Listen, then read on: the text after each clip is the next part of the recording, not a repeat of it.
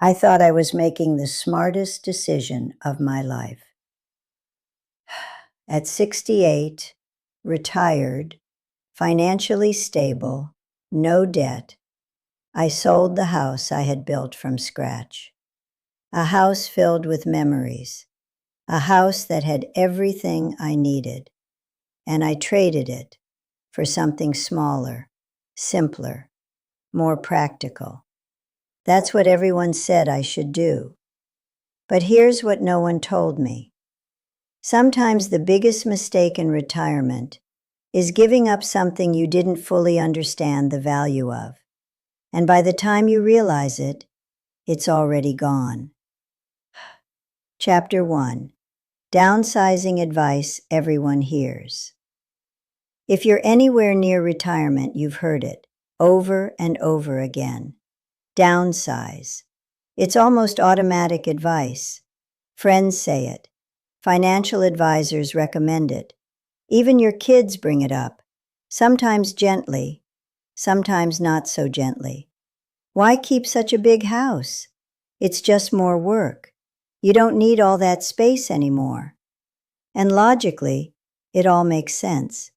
You imagine a simpler life, less cleaning, lower bills, no maintenance headaches, just peace of mind. But what no one explains is that this advice is based on a very narrow idea of what retirement should look like. They assume smaller equals better. They assume less responsibility equals more freedom. And they assume you'll adapt easily.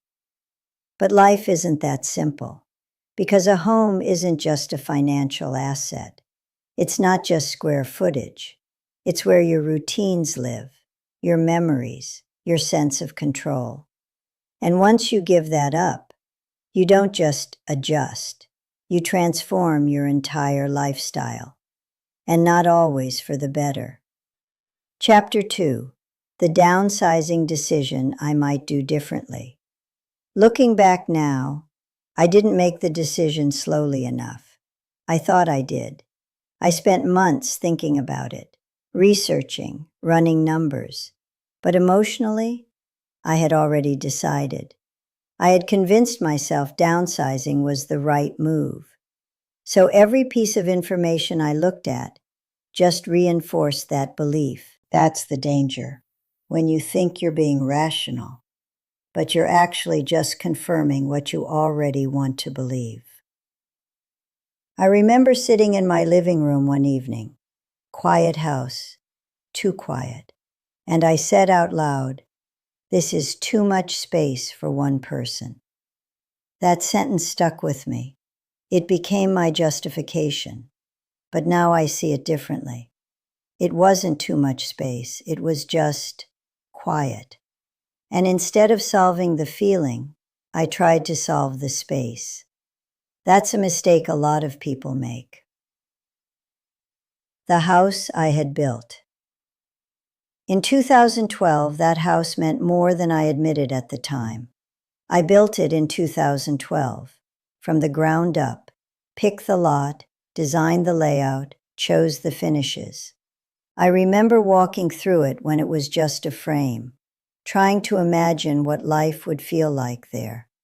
And over time, that house became exactly what I imagined, maybe even more. The kitchen where holidays happened, the living room where conversations stretched late into the night, the patio where mornings felt calm and predictable. It wasn't just a house. It was a timeline of my life. And here's the thing about homes like that. You don't realize how deeply they're part of you until you leave them. Chapter 4. Why it was actually a great retirement house. The irony still surprises me. That house? It was practically designed for retirement. Single-level living, no stairs, wide open spaces, natural light everywhere. A quiet neighborhood, safe, familiar, comfortable. Everything retirees are told to look for, I already had. But I didn't see it that way, because I was focused on what the house wasn't, not smaller, not newer, not optimized. Instead of appreciating what I had, I started comparing it to what I thought I should have. And that's where everything started to shift. Chapter 5: The Importance of Walkable Neighborhoods. One of the biggest selling points of my new place was walkability. You hear that word a lot now. Walkable neighborhoods, everything within reach. Coffee shops, restaurants, grocery stores. And I bought into that idea. It sounded ideal. But here's what I didn't ask myself. Is this how I actually live? Because the truth is, I wasn't someone who went out every day.